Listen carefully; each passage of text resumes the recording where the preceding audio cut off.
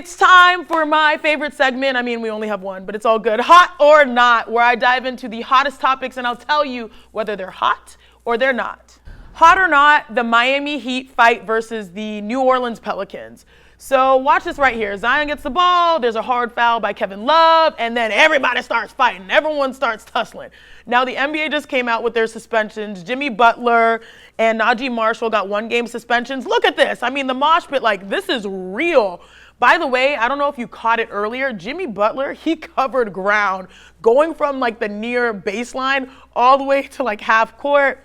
More suspensions, Thomas Bryant, Jose Alvarado, Nikola Jovic, people leaving the bench. Look, hot or not, this is not, and I'll tell you why. Even though the Miami Heat want the smoke, even though the Pelicans showed us a very great lesson that they have Zion Williamson's back, I love that because they need him there. He's been balling lately. This is not, because after all of this melee, Zion had the nerve to go out and say, well, I mean, I don't know, like Kevin Love I didn't feel bad about the foul. Like he was trying to protect me. So we got into all of this after Zion went and said, well, Kevin Love did nothing wrong. It's all good. The bigger picture here is that the Pelicans are riding for their superstar. I think there's been a lot of pressure on them, a lot of pressure on Zion, and clearly the team has his back. But this is not. Zion, come on, man. Like, read the room. Hot or not, Omah, the amazing Nigerian artist, calls a man's girlfriend on stage and has this moment with her. Now, if you've been following this on social media, it's been taken over Twitter. Would you be okay if your significant other went on stage and did this? The answer is a hard no. Look, me, I have this rule. When I'm in a relationship, which I currently am, I would never, ever accept an invitation to go on stage. I'm going there with my guy. But what happened, what ensued when she said yes, which by the way, she's put out, I think on TikTok, her version of things. Like this, I feel like I should be covering the screen. Like this is too much. No, so this is not. Look, to each their own. I know she just came out and put out her version of things where she said, hey, I had a conversation with my guy and said, this is one of my favorite artists. I'm going to go on stage if he does call me out because this is something he does at all of his shows, which by the way, great promo for the show. Like, I am never getting on stage with any person, period. I mean, like, if I do go on stage, I'm bringing him with me. This literally happened to me.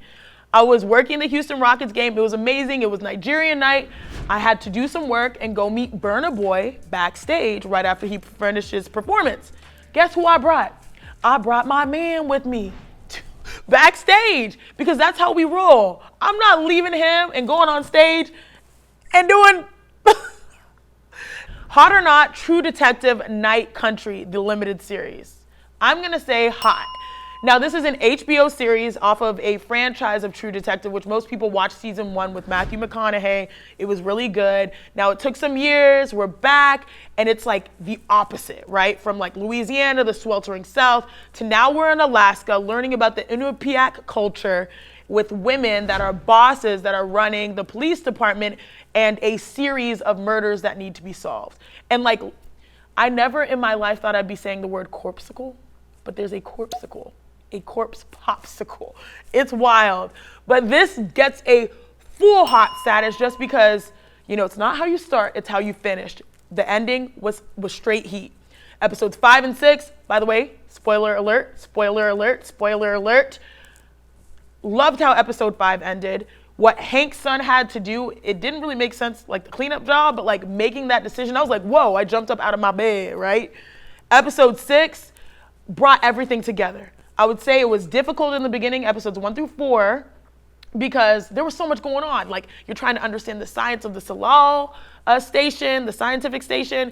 You're also trying to understand the role of the mind. Then there's connections to season 1 of True Detective. And then you're trying to understand what the impact is on the women in the community. I mean, they're talking about stillbirths, they're talking about poisoning, they're talking about cancer.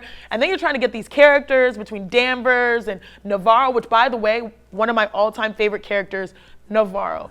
New to the acting scene. Shout out to her. She's like a boxing champion.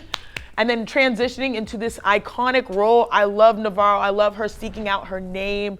I love the idea of mysticism because it brought a cultural impact to learning about the Inupiat culture, the native indigenous culture of the North. And so, yeah, like the way that it ended, I love the stance on the end of women handling their business, taking ownership of their community, and doing the job that needed to be done. I mean, technically they didn't do it because they just put them out for, is it Sedna? Which, by the way, like that story arc of Sedna. And yeah, so technically they didn't do it. They just gave them to Sedna.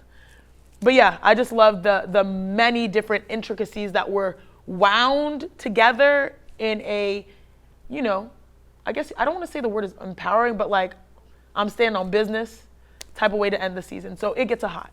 Clippers, they have a new brand, hot or not. I'm giving the Clippers brand hot because it's clean, it's crisp, and let's be real, they need a new identity. I mean, for so long, they have been considered, I guess in the shadow of the Los Angeles Lakers. They have yet to be in NBA Finals. They have yet to win an overall championship. Now they have a new arena. Now they have a new shot. And now they have new fits. They're suited and booted. So I like how it looks clean. At first I was like, what is this logo? What is it? Like, I couldn't understand. And then our team here at Plays TV and Victorious said it was an homage to the nautical type of identity that originally brings up the name Clippers. And so I saw it and I was like, okay, I can see that. So I think it's a clean aesthetic. I think it's cool. I think this year, if they're able to make it to the Western Finals and make a bang, you know, make a splash or a bang, you know, bang, bang, brain, make a really big splash, you know, tying to their nautical ties. This overall is a good new era that they are stepping into. So they are hot. The rebrand is hot.